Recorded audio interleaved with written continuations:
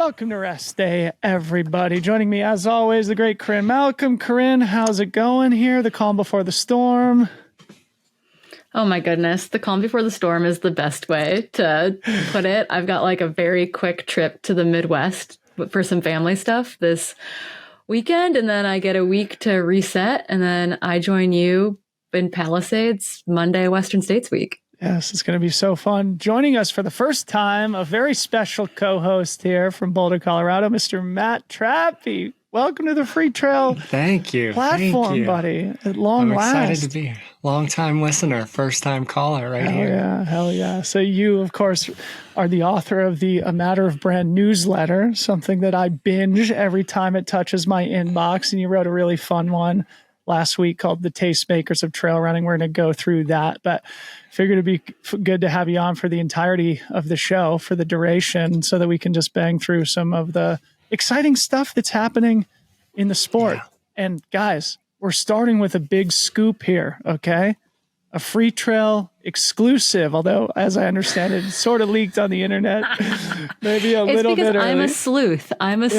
I'm like, I knew Cat Bradley was going to Satisfy. I knew, I'm just a internet stalker at this point, so I apologize in advance. Okay, so drum roll, please. Big breaking news here. Freetrail exclusive. Shea Aquilano signs with Nike. So just to contextualize this before I pass it to the co-hosts here, we now have 4 swooshes on the start line of Western States. Caleb Olson, Riley Brady, Aaron Clark, and now the young and super talented Shea Aquilano, coming off a huge win and course record at the Gorge Waterfalls 100K. Also 6th at Black Canyon earlier in the spring. Shea will be rocking the Stars and Stripes at the World Championships in September. But before that, the Western States start line for this 23-year-old phenom. Corrine, you get us started on this? Yeah. I mean, I think I got an early tip on Shea from one of the athletes that I coach, because his daughter went to college with Shea. And so I got this, this text from him years ago that were like, you need to keep an eye on this gal. Like, she's really talented, and just like putting in big, big miles. So I feel very fortunate that I've been a Shea fan for a long time, but I think Nike is such a good fit. And I think Nike signing Riley Brady and now Shea Aquilano is so good for rounding out that team. They've signed a lot of guys over the last, year and a half, bolstering that roster in a big way. I think of Slim, I think of Anthony Costales and Caleb Olson, et cetera. So to bring on Riley this spring and now Shea Aquilano feels as if Nike is making an earnest push into trail and ultra in a way that I haven't necessarily felt from them over the years past, as like they brought their athletes to HQ this year for the first time. Those little steps I think go a long way in showing that they want to be in this sport as a big, big brand that necessarily hasn't maybe taken that next step to level up. Trappe, anything to add? I do. I have to say kudos to Nike, because for being so big and seemingly at times distant from the trail world, I think over the years, like going back, they've had a really keen eye for talent and up-and-coming talent on their teams. I mean, going way back to like signing Zach Miller from his cruise ship days.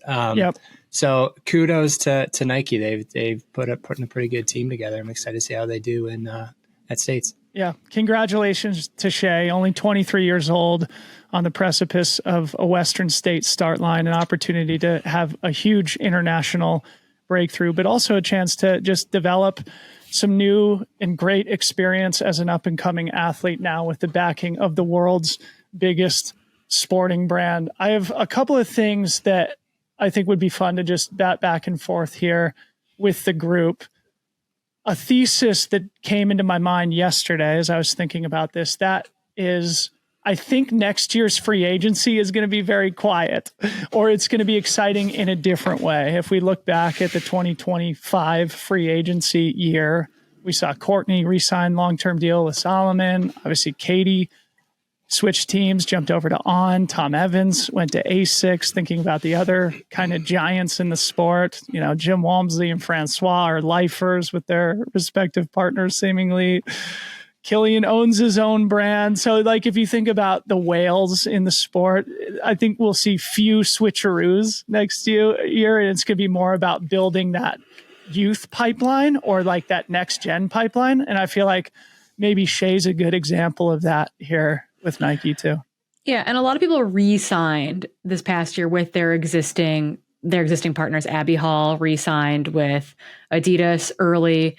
Rachel and Tyler re-signed with Nike. So these things that are going on behind the scenes, we don't always know when athletes' contracts are up, but I can say that a lot of athletes were retained this year, i.e. they re-upped with their pre-existing sponsor. And that shows, I think, health in that world because, companies weren't having to dramatically whittle down their rosters. The North Face, outside of Katie and Jeremo, they really retained. They had to re-sign a lot of athletes this year. John Albin, yeah. So I think again that retention is a big deal when it comes to these brands as well, and we don't oftentimes celebrate retention because we don't talk about that extension of a contract. Yeah, cool. I'm excited to see how the athletes are utilizing now. If everybody's kind of locked down or in a contract, we got a few years to really like run with this now.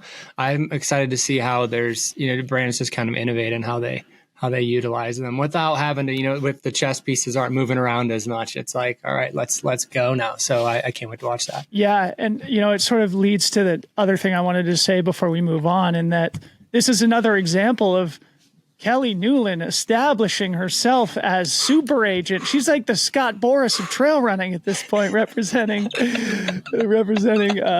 the Shea Aquilano, in addition to Riley Brady, Tara Dower, and many others in the sport she has successfully navigated towards what you would expect to be kind of career-changing opportunities with big brands. So I wanted to give a shout out to Kelly Newland. And Matt, I think you're moderating the panel where we're talking about this at TrailCon, right? We are Tuesday at, I think it's at 2:45 or 2:35. Sorry, Tuesday. Yes. I'll be talking to Kelly and a few others on like athlete representation and just like the shape that they've been able to bring to those discussions. It benefit not just athletes, but the brand. So we'll be chatting about it. I'm excited. Yeah. Kelly's the best. Awesome. Well, congratulations to Shea. Congratulations to Nike. Awesome partnership, as they say at the University of Notre Dame. Play like a champion today. I'm sure that'll be in Shea's mind as she traverses the Western States course here, and only in a couple of weeks.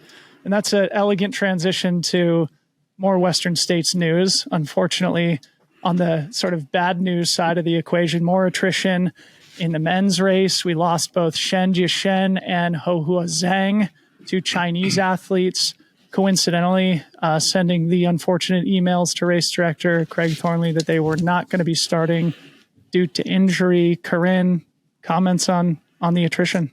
Yeah, I think Shen Jingshen was probably the bigger loss in that sense, having run well here 2 times, having golden ticketed into the race. Super phenomenal talent. I think he's part of the Coop roster of athletes. He's got quite the relationship with North Face teammate Patty O'Leary as well, which I love to see. I think the first year Patty paced him, he's like, I know no like Chinese, and he knows like very little English. Like, I don't know what we're going to talk about. Like, I can't talk to him for 20 miles. Like, this is going to be crazy. He's also a dad, so it's been always really cool to see him and his son at the finish line. His wife is a phenomenal supporter and a really wonderful person. But yeah, it sounds like he has an ankle injury that is not season ending by any means, but would not set him up well to run at Western States. So unfortunately, had to make that tough but professional decision to withdraw from the race. It's hard to go into that less than 100%, I think. So yeah, maybe a different form of attrition than some of the other attrition we've seen thus far in the men's race, but also kind of interesting that he was very public with it, as opposed to like, I think we're still in the dark a little bit by some of the other athletes who have withdrawn and have, kept quiet, which, it's their right to do as an athlete. But in comparison to other sports, we would have like the doctor's note from a basketball player effectively at this point. So, Yeah. Anything you want to add, Trappe? I mean, it's obviously not like anything we need to spend a ton of time on, but in the men's race generally, we've seen 5 high-profile athletes now off the top of my head pull out in the last couple weeks. I think maybe the energy around the men's race this year led to over ambitious training. Of course, we're all speculating here. It's still going to be one of the races of the century, but we've certainly lost some talent. Yeah, I think you're seeing them all pushing. I mean, an ankle roll is an ankle roll, but in general, I think you're seeing them all just push the edge of what's possible. And as far as performance at this race, and like injuries come up when you're like really riding that fence, like you push a little bit too far and then you get hurt. And so that's kind of my takeaway. I've been shooting. I'm not going to reveal too much, but been shooting with Rod and Jim lately. So for a little piece for Hoka. So expect that coming out soon. If anyone's curious on where they're both at, we'll touch on that a bit. Interesting. Yeah, so stay tuned. It'll be on social. Rod told me I could put out any rumors I wanted to about him. So I'm supposed to tell everyone that, he's got a niggle and that, he was like, yeah, go do your worst, Corrine. Spread some rumors. I'll tell you what, I had to keep up with Rod on an uphill workout carrying a camera. Doubtful. And oh my, he was at the end of it. Okay. The end. And I got absolutely destroyed trying to run with the camera. I didn't last long. Yeah. Hey, I hung out with him at camp. It was awesome. I've got some good rumor Mill Valley content here for us too, but also at camp, Rod absolutely dropped me like a bad habit. Obviously that's not anything that's super impressive anymore, but having spent a couple miles with him, it's clear the dude is ready. He's the second fastest man ever to traverse the course. So shout out Rod Farvard. But I just wanted to say before we move on from this, so it seems like Fuzhou Zhang is probably the lone sort of Chinese favorite still in the race. Lin Chen is still in the race. And she ran a beautiful 80 miles last year before she had to drop with both of her heels completely peeled off. Yeah. So. Okay, so before we get to the Tastemakers, Rumor Mill Valley, talked to my buddy Andrew Bumbelow yesterday. Former 210 marathoner, professional athlete. He raced for the Bowerman Track Club for 10 years now, works in footwear development at Nike. And he said that he did he did Dusty Corners to Michigan Bluff with Riley Brady. He got dropped by Riley Brady. Riley's dropping a 210 marathoner on the Western States course. So love to see it. Let's go. Farvar, yeah, we'll have plenty of time to do all of our prognostication. But can I add one thing before we move off of Western States? Because you were like, what do you want to talk about? And I was like, I want to talk about how the men are like all in their corners of a boxing ring, just absolutely destroying themselves right now. And the women are like training together. Like they're going to go absolutely destroy each other out in the course. But you've got, Esther Chilog and Ida Nilsson and Abby Hall all sharing a ton of miles out in Arizona. You've got like the dynamic duo of Fuzhou and Hao Ha in like staying together with a local in Auburn. And like the two of them, like, I don't know if they share a common language because Hao Ha is Vietnamese and Fuzhou is Chinese. Like, I don't know if they share a common like communication language. Yeah. But I was talking to a coworker about this and she was like, they're my Roman Empire. Like I think about their friendship every day because they're putting out all these amazingly like adorable videos of the two of them like in their makeshift like sauna outside by the pool. And they seem to be having just the best time. And that they are going to be trying to run, the fastest time ever on the Western States course. You have more recently, Marianne Hogan was down there also training with like Fiona Pascal and Caitlin Fielder. So not only are they like women that are all going for the podium, going for the win at Western States, they're all from different brands as well. They don't share a common sponsor. It's not like a sponsor is putting them up somewhere and they're training together. Like they are all sponsored by different brands. They are all, just like coming together to share miles, either in Arizona or in Auburn. And I just think that is so freaking cool while we watch the men just absolutely like destroy themselves in their Zen monk training weird way. Yeah. And the women are like not kumbaya by any means, but they are like working together to do this thing as best as possible. Here for the women's race. I got to say, we just got an infrared sauna in our backyard too. I've been sitting in the sauna myself. I'm getting ready for the ultra marathon of talking and chair sitting that we all have coming up here in a couple of weeks. And it's going to be very exciting. We're going to talk about, we have a full week to break down Western States here coming up. So we'll move on and start talking about Trappe's awesome newsletter. Matt, you published the A Matter of Brand newsletter on Substack. It's an instant open and read for me. It's a must subscribe for our listeners. I'll make sure to put a link in the show notes here today. And last week you sent one entitled The Tastemakers of Trail Running. So maybe quickly just introduce, like, where did the idea to start your newsletter come from? And then where did this topic come from? So to start the newsletter in general, it was last fall, and I've been around the trail running world for a long time, and I just had a lot of ideas that I couldn't express through like shooting a photo or making a film. And Substack is a really intriguing platform. So I just started writing, and writing is just a really cool practice to be able to just articulate your thoughts, right? So it helped me to kind of organize maybe things swirling around my head. And sure enough, a lot of people are thinking some of the same things. I started posting like really regularly, right? This is like the best practice, post twice a week or whatever. And then it started to feel like really forced. And felt like I was really like, maybe, I don't know, struggling is the right word, but just really like pushing things out. And then I kind of just slowed down a little bit lately to just things that really kind of perked my interest and made me think. And this was one of them. So the Tastemakers idea comes from some of the more like fashion oriented Substacks, or maybe people I follow on Instagram. Anna Angelic has a Substack that's awesome called The Sociology of Business that I read often.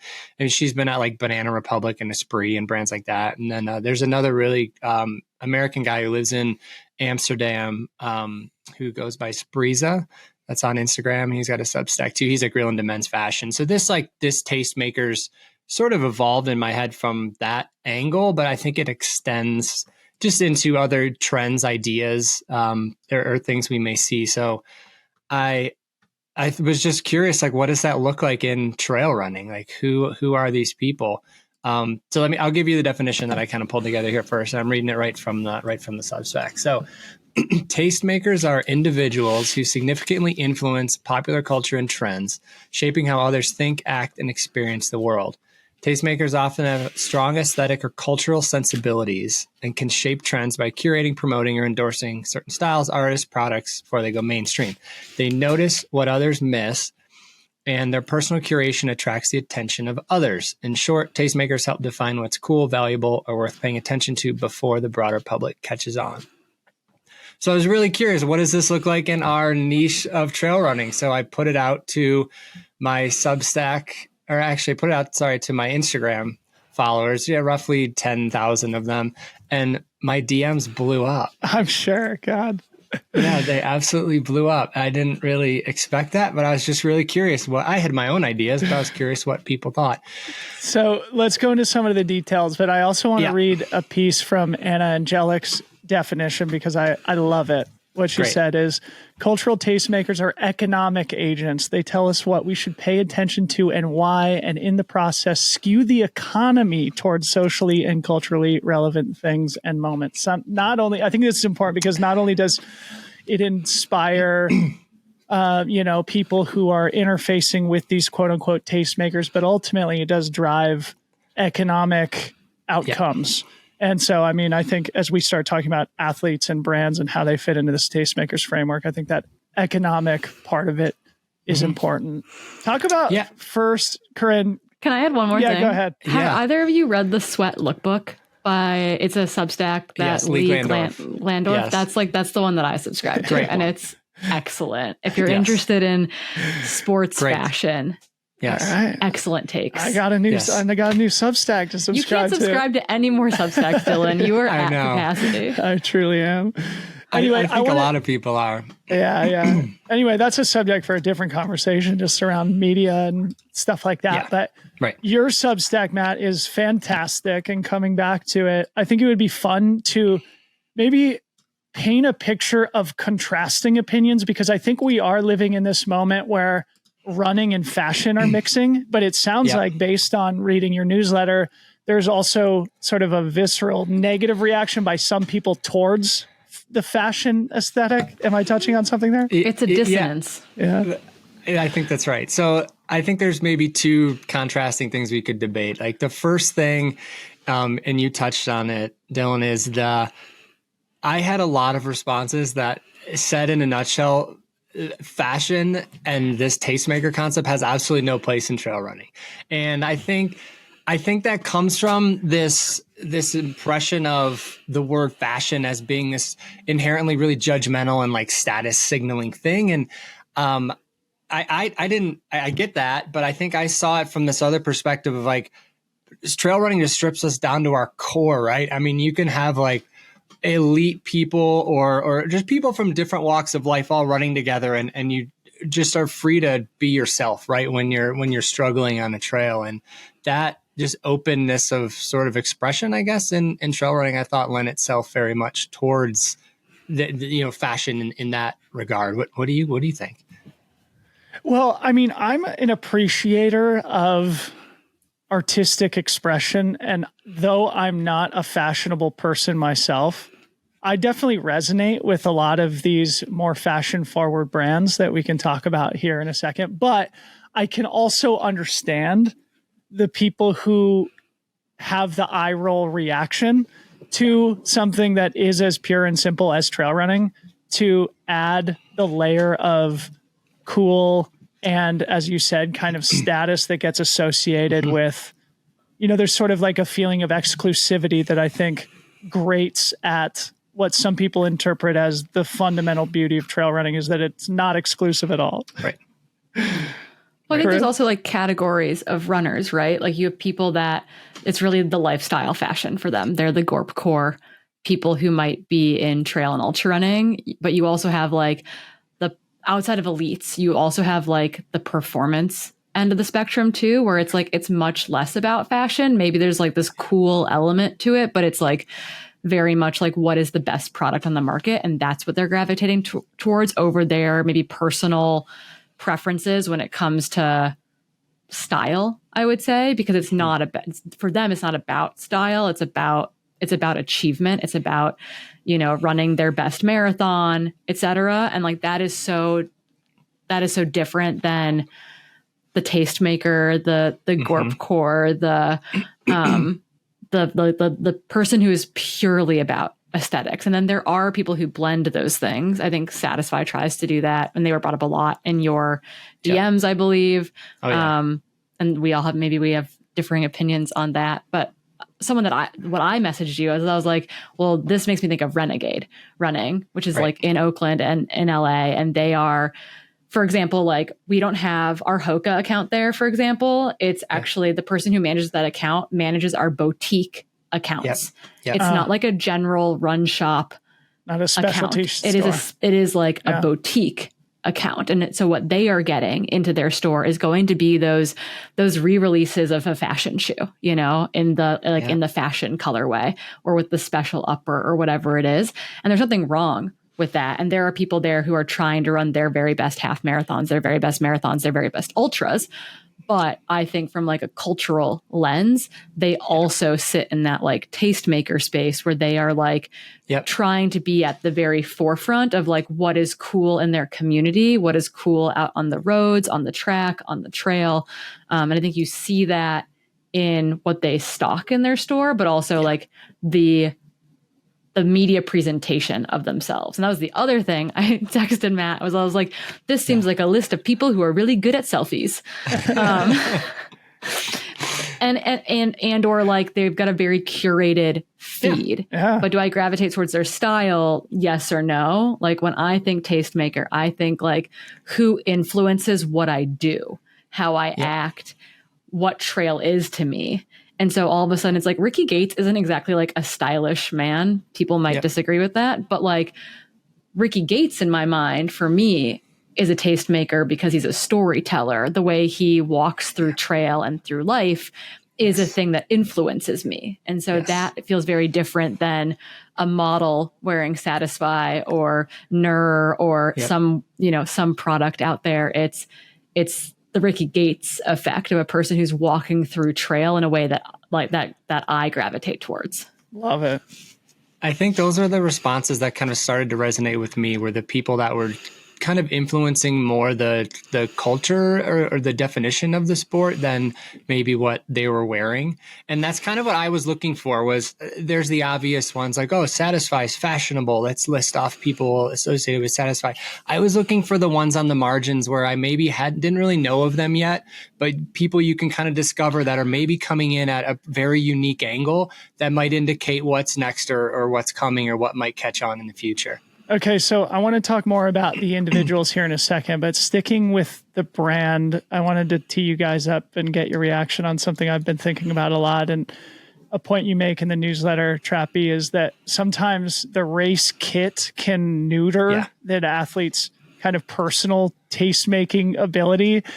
And Corrine and I talked about this when Salomon did their athlete presentation earlier in the spring, when they had everybody decked out in the all black kit with the bright red shoes. Obviously, Terex has, sort of pioneered this, showing up at the big races, everybody sort of looking singular, looking as if they are a real professional sports team. And then, we saw TNF at UTMB last year. Everybody's wearing that purple drip kit, even the staff and stuff. It was ubiquitous around Chamonix. But also sometimes it feels like, as you make that point, it neuters the athlete's ability to display their own personal taste and their own personality to some degree. So I don't know. I think it's an interesting kind of conversation to have as to when it makes sense to have that feeling of unification. And I can see from a brand's perspective as to why they'd want to appear as this like high performance professional team, but also like where can the athlete squeeze their personality into that, that more structured framework. I want to hear what Corrine has to say on this, but I think that idea, like that wasn't my observation.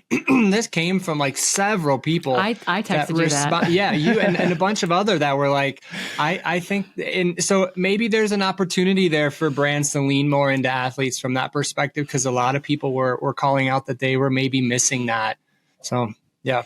Yeah, I think I also was the one who said that, like, I know that Satisfy has in negotiations with athletes been like, we're going to create we're going to create your look for you. And that is going to be cool. Your, like, cool. Your vibe, your thing. I think a company that does it really well actually is Lululemon, for example, because they make all of their race kit pretty custom. So Nikki Hilt's a prime example of that. Every single Grand Slam track meet that they've raced in this year, they've been in a different one piece effectively. And that's custom kit. That's not publicly available. That's not what their teammates are racing in. It is custom for Nikki, and they do that with their athletes. Like, what does that athlete want to be in? What are those options, those colorways? Is it a one piece, et cetera? So I think that is also a unique thing that brands could be doing. Because I don't think of, like, personally, I don't think of Lululemon as like pushing it on the fashion front. Like they make great product, but I don't think of them like as this fashion powerhouse per se. But what they're doing with Nikki's kits feels like an elevation, and that is really cool. But as an athlete who has had to race in a team kit that's like very much like this is the colorway, and the colorway changes over on March 1st or whatever.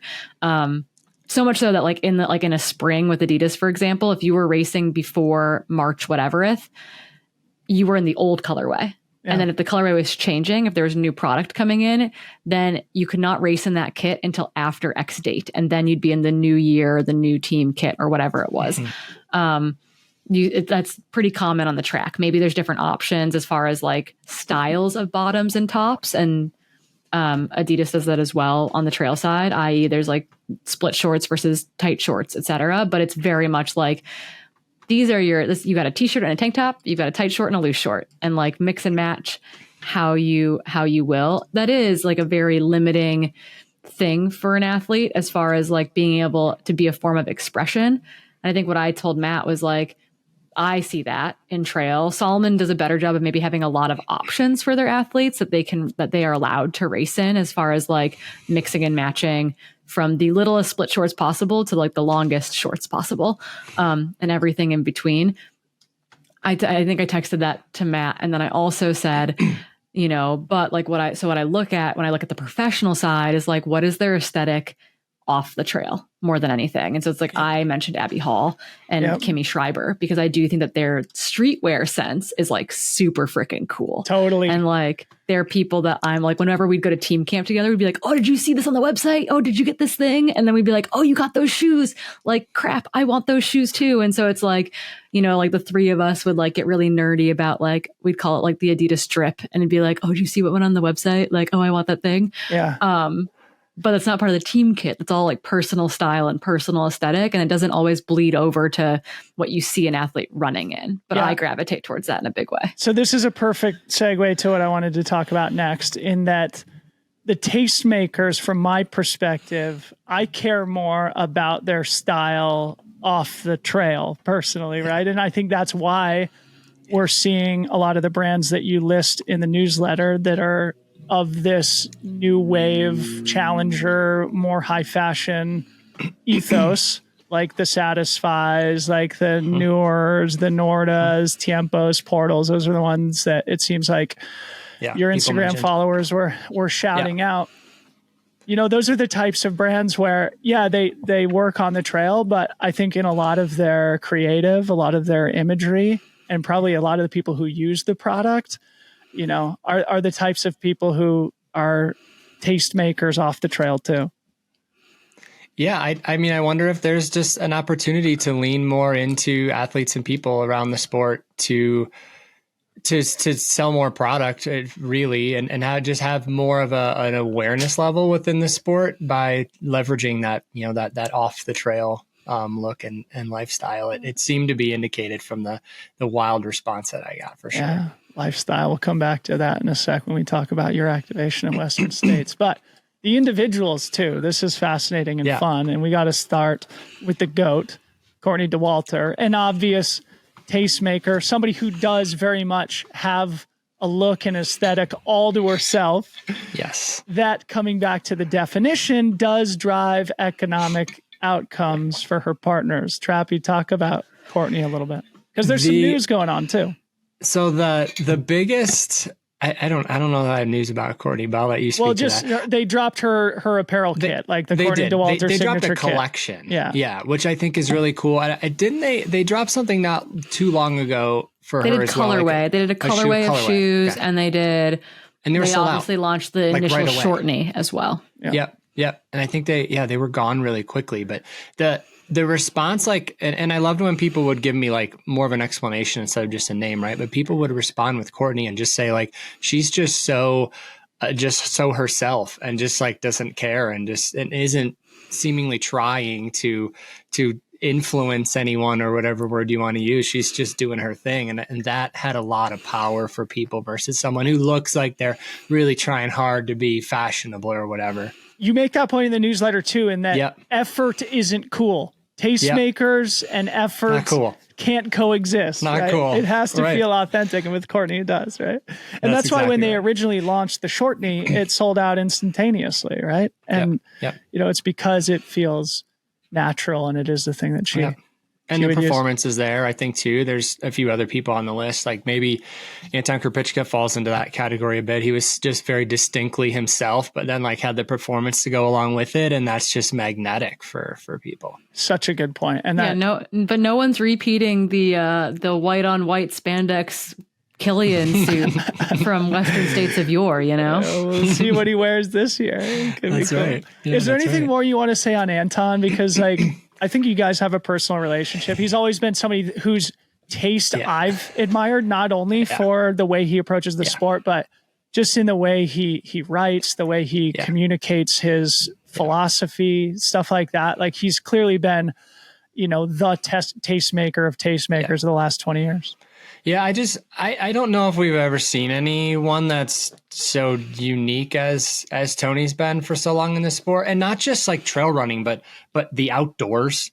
I mean, he just blends like running and climbing and mountaineering, and he's skiing, and he's on the bike all the time, and he's just really blends this multimodal, like self-powered angle with just being poetic in how he writes, and very thoughtful and considerate about things. And that just has been, according to a lot of people, and I think I agree, like maybe the most influential over over at least maybe our generation or our time in this sport. Got that. Yeah, shirtless, bearded men. It speaks for itself. Yeah, It's got that Nebraska swag. Nebraska. Yeah, Gordy could never. One other individual I wanted to bring up here because it's topical, and I'd love to get you guys to fill out any other characters that are inspiring or that you feel are powerful tastemakers. But Max Jolliffe was just on the How Long Gone podcast. Are you guys familiar with How Long Gone? I haven't listened to that one. No, it's a wildly popular, though, yeah, I guess at the same time, somewhat obscure podcast. Trappe, you would love it. I think it skews more male. Make a note.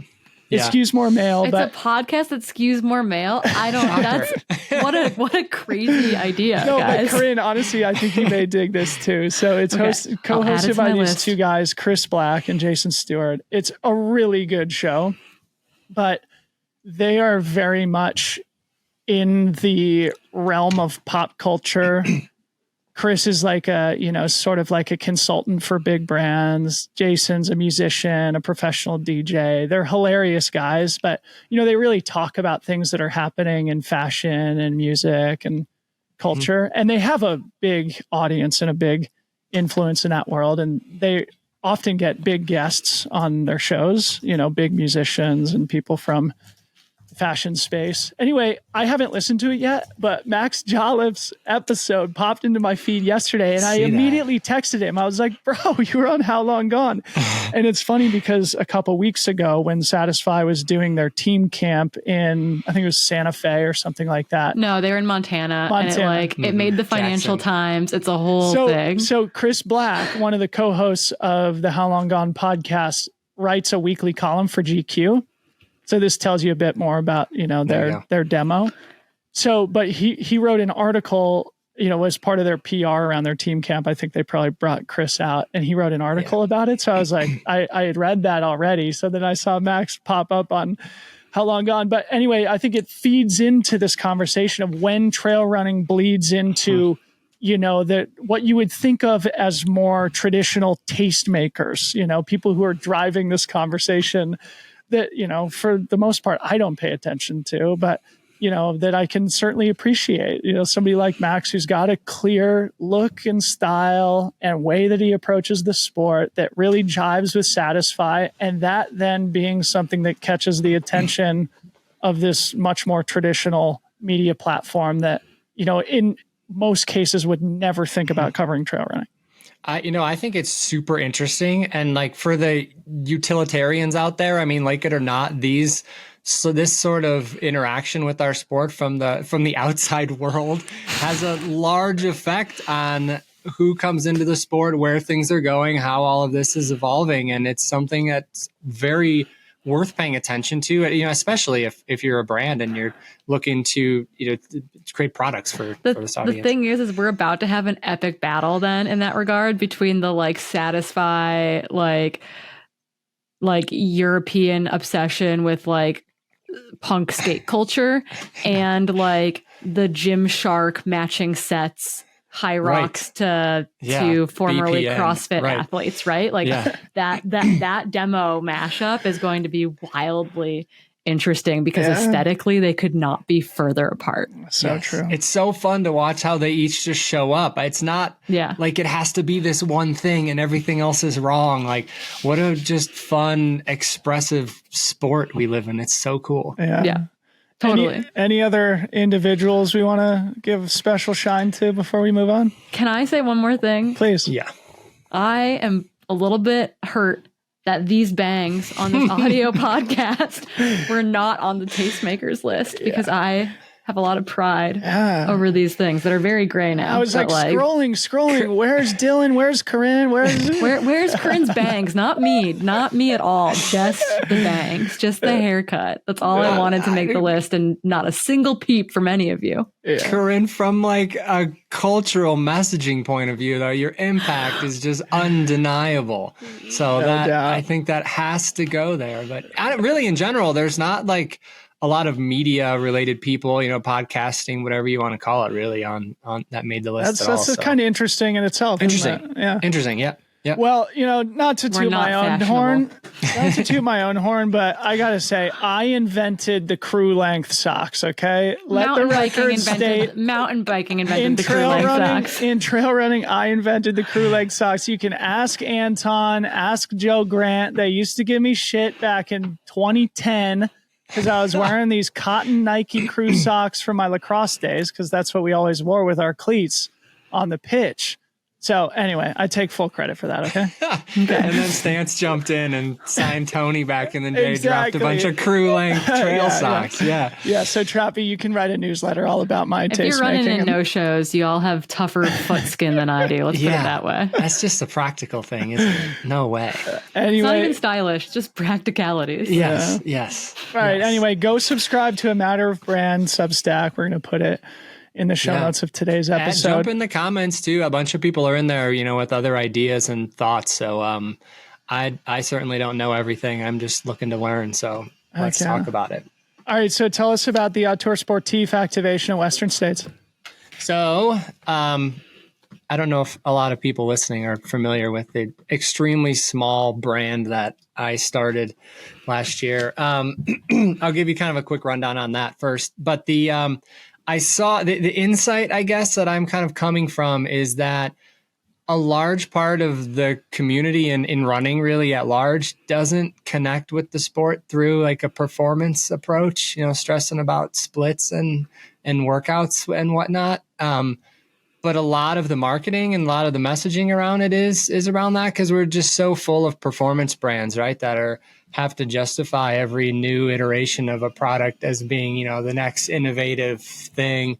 And that's a lot of the conversation. So I just saw an opportunity to come in with a different message from a different angle to connect differently with the sport. So I came up with this brand, Tour Sportif. It's French for, an author in sport, kind of just speaking to like kind of the creative side, but also just like maybe the individuality of that the word author implies.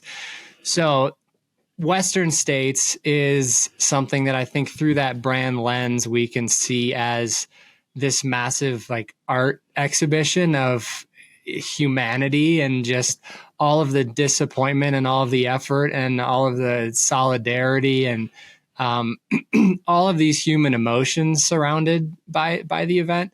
So we're launching a short capsule, and that comes out on Saturday. That will be a t-shirt, a hat. I got them actually right here. Here's the tee. Here's the back of it. This is an audio format. Oh, we'll go video too.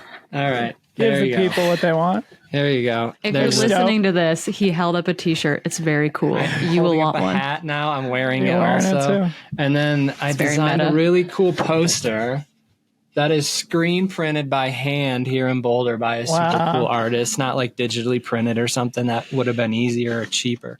But the point being to iterate on this event and the perspective you could take on it, that it's just a massive performance art exhibition of people just willing themselves and to the finish line with all of the help and the hugs and the tears and maybe the throwing up along the way. And it's just a really beautiful feat of humanity. So those drop on Saturday. They'll be on the website, toursportif.com, and on Instagram as well. I'll be bringing them all out to Palisades for TrailCon and whatnot. So track me down. I'll have them with me. Hell yeah. So will there be like an IRL connecting ceremony around this art exposition? Okay, great. There's not. It's not. And I think that's kind of fun for me, actually. Yeah. Like there isn't some separate arcs. Like the race is the art exhibition. I love it. Like I've been running around for years shooting this race, and like I'm just pulling the trigger, and the camera maybe is capturing these snippets. But all this is happening. All this is happening around us, and it's just like beautiful. It's just awesome, and I think I leave uplifted from it because of that vibe throughout. So. Yeah. Well, congratulations, buddy. The product looks great. I'm an owner of 2 of your t-shirts already. I love them. Thank you. Rock them all the time. You got the oversized ones, right? Yes, I did. I feel like an absolute G when I rock those things. Yeah, they're super like comfy. I feel like a tastemaker is what I feel like.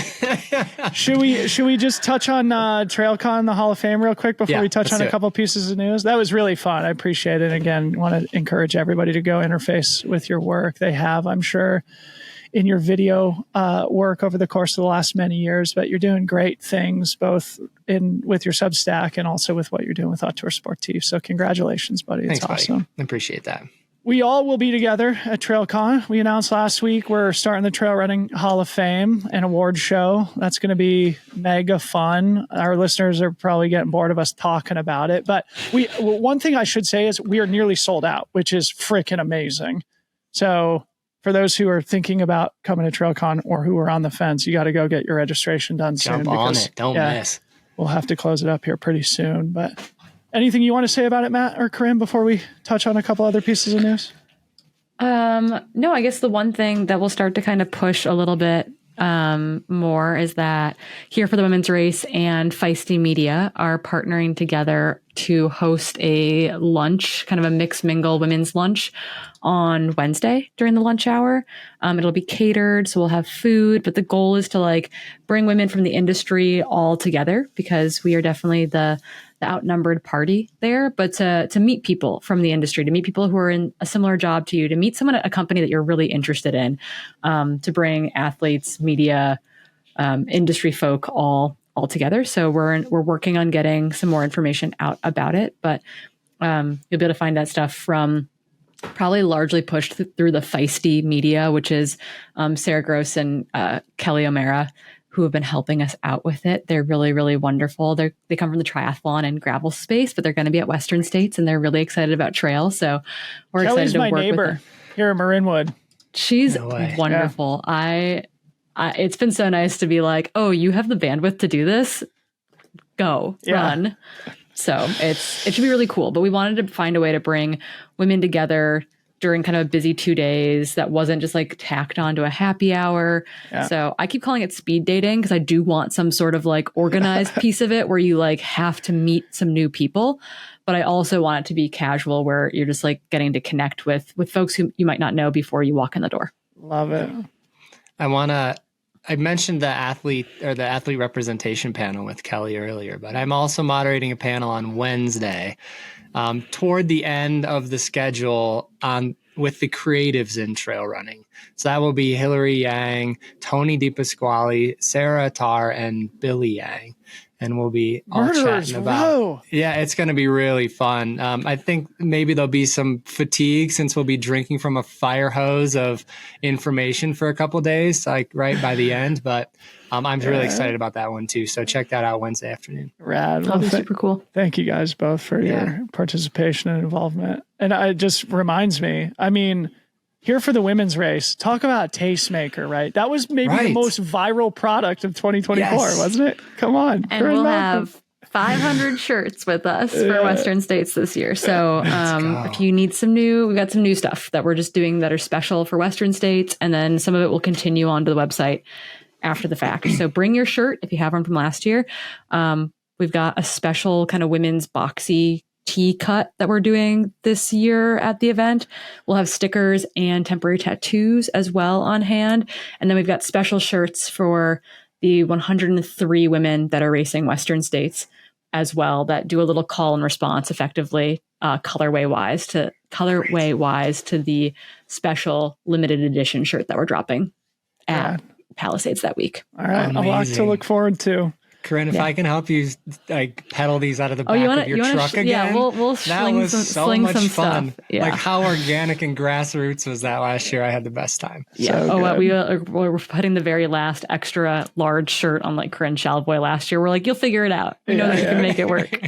So similar thing, we'll be collecting donations. We were able to give out $25,000 worth of grant funding this spring to female creatives in the space who are working on everything from zines to hopefully like film fest worthy products on the video space, covering stories that are close to home in the US and Canada, but also in the Philippines, a story about Vietnam. So there's a bunch of cool stuff going on. So we're super, super excited about it and working just to put more money in the bank so that we can give out more grants in 2026. More storytelling. Let's seriously, go. Bravo. That's really, really, really awesome. Congratulations. One piece at a time.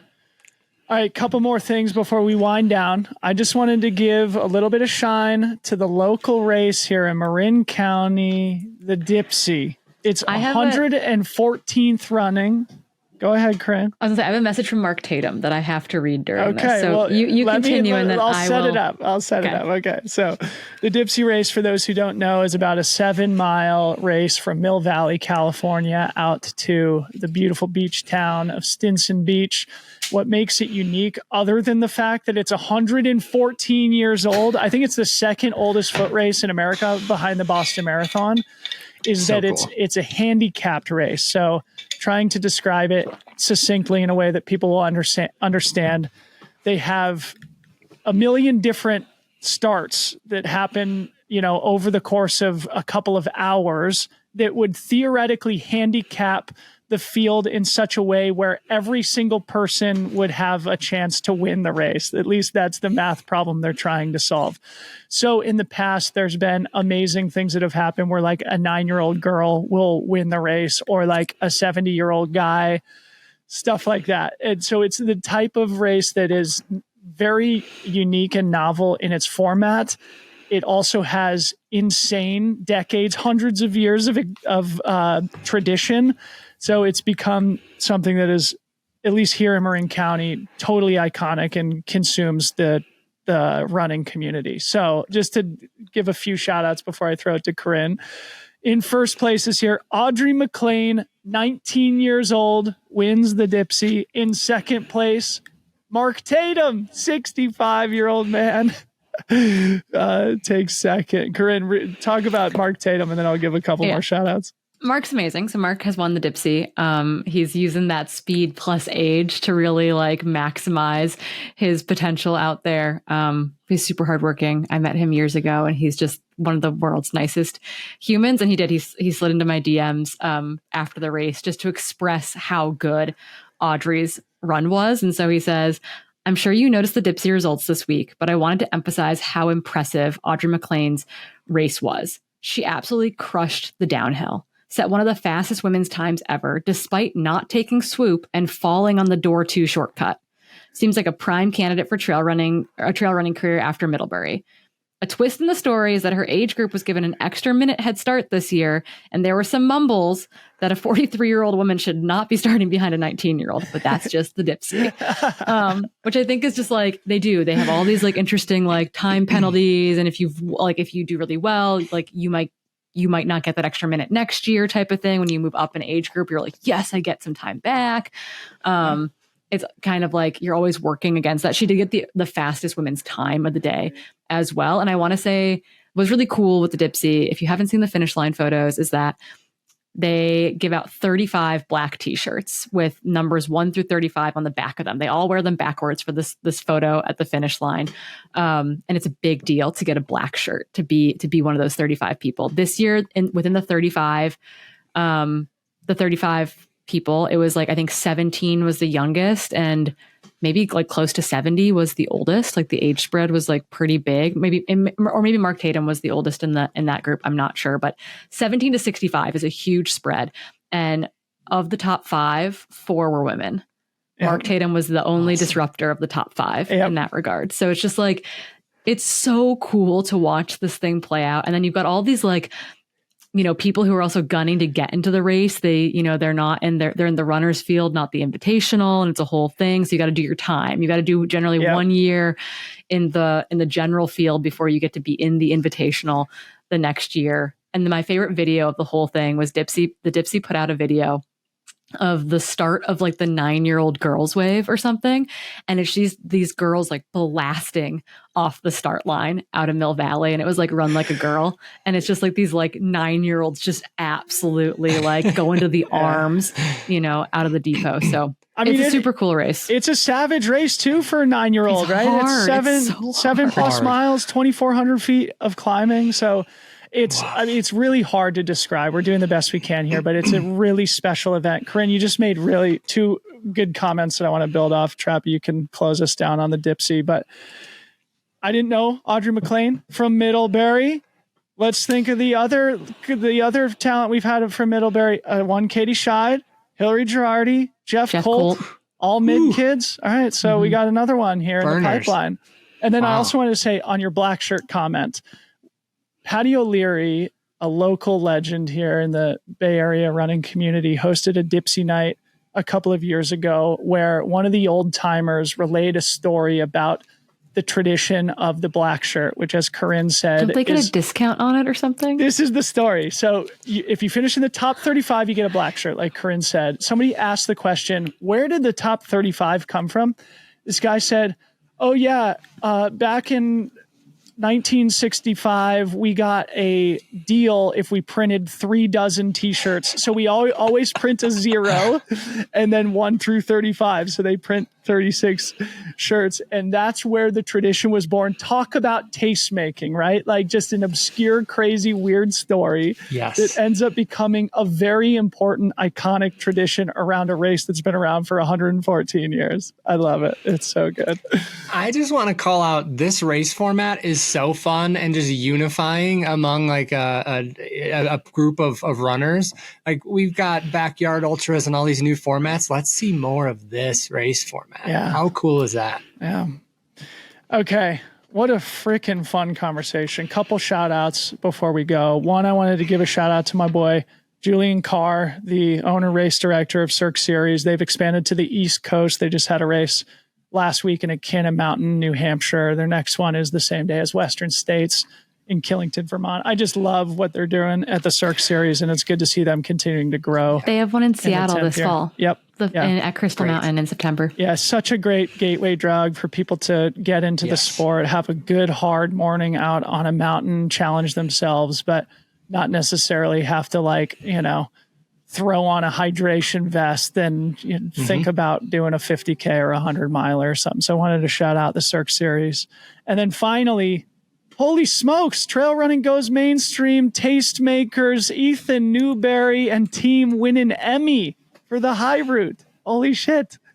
Do you guys have any? I just saw this on social media. Obviously, I've seen the film. It's awesome. But that seems like kind of a watershed moment for the sport to win an Emmy. I saw both Caitlin and Jenny within the last 10 days. And Jenny was like, do I rent a dress? What do I do? And then Caitlin was like, we just met with a babysitter because I guess we need one so that we can go to this thing. So it felt a little bit chaotic. But yeah, so it was the Northwest Emmy chapter. So a lot of local stuff got put up for it as well. But yeah, they went it for the director's cut. So it's not the cut that initially got released. It was kind of that secondary cut that Ethan put out. And I think that's just really, really cool. Steve Nam was there and Nick Danielson, both who helped out there on the mountain, on this big traverse, get the footage that they did. So I think that it was just, they were all ecstatic. It's very, very cool to be Emmy nominated. It's even cooler to have been in something that won an Emmy or to be the person who directed it and made it happen. I mean, congrats to Ethan and the whole team. Let's see more recognition for the incredible storytelling going on in the trail world. What a cool thing to be a part of. Really awesome. Well, earlier in our conversation here, Trappe, you teased a little project you're doing with Farvard and Walmsley. Maybe that's going to be Emmy worthy. You ever thought about that? I mean, I don't know that the format of it is going to play towards that. Maybe Oscars worthy? Worthy? I approach everything with that mindset. Dylan. He's working on an EGOT. That's how we do it. Awesome. Trappe, it's been so fun to have you here on, it's been great. On the Rest Day Pod. You're the man. Thank you both. I'm excited to see you. Yeah. Any closing comments from you, Corrine? No, it's just get some rest, drink some tea, be ready and prepared to watch us talk for a bajillion days in a row. So just everyone be emotionally prepared for the back half of this month because it's going to be really special. And we can't wait to take you along for that ride. Yeah. All right, folks. Thanks so much for listening. For Corrine Malcolm Matt Trappe, I'm Debo. We'll see you in Palisades. Peace out.